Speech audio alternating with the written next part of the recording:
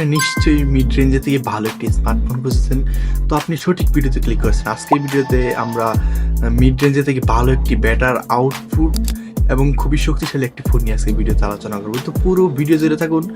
তো যারা আমার চ্যানেলটাকে এখন সাবস্ক্রাইব করেন অবশ্যই সাবস্ক্রাইব করে দিয়ে পাশে থাকুন। তো চলুন শুরু করা যাক। আজকে এই ভিডিওতে আমরা যে ফোনটা নিয়ে আলোচনা করবো সেটা হচ্ছে Vivo V50। এই ফোনটা বেশ কয়েকটা ভেরিয়েন্টে রয়েছে। আজকের ভিডিওতে আমরা 12,256 এই ভেরিয়েন্ট নিয়ে কথা বলবো, যার দাম রয়েছে হচ্ছে 65,999 টাকা। এই ফোনটা সর্বোত্তম অ্যান্ড্রয়েড ভার্সন 15 দিয়ে রান করতেছে এবং এতে যে চিপসেট ব্যবহার করা হয়েছে সেটা হচ্ছে স্ন্যাপড্রাগন 7 Gen 3, যা 64-bit 6 nanometer একটি প্রসেসর। আপনি অত্যন্ত ভালো এই প্রসেসর থেকে আউটপুট পাবেন, তার কারণে আপনি লো থেকে বেরিয়ে হাই গেম আপনি অনেক রান করতে পারেন। যাচ্ছি অ্যামোলেড যা হচ্ছে 6.77 ইঞ্চি ফুল এইচডি প্লাস একটা ডিসপ্লে। এতে রয়েছে 4500 পিক ব্রাইটনেস এবং 120 হার্জ রিফ্রেশ রেট রয়েছে এতে, এবং 500 কার্টাল তো অবশ্য রয়েছে। এখন এই ফোনটার যে ডিসপ্লে কথা যদি বলেন, হ্যাঁ এখানটায় তেমন কোনো কিছু কমতি লাগেনি। আপনি 120 হার্জ রিফ্রেশ রেট থাকার কারণে আপনি গেমিং এক্সপিরিয়েন্সটা আরও স্মুথ পাবেন এবং ইনডোর আউটডোর কোনো সমস্যা হবে না, যেহেতু 4500 পিক ব্রাইটনেস রয়েছে এতে।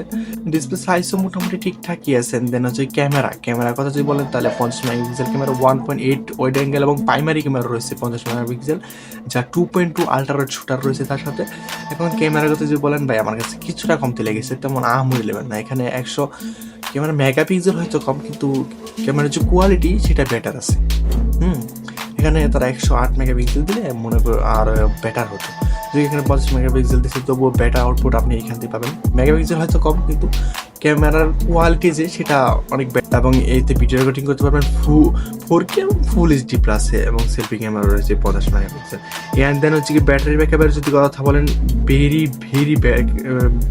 Powerful battery backup, 6000 mAh battery. তার সাথে রয়েছে 19 ওয়াট চার্জার, যা আপনি অনায়াসে মনে করেন যে 20 থেকে 25 মিনিটে আপনি অনায়াসে 100% চার্জ ফুল চার্জ করে নিতে পারবেন।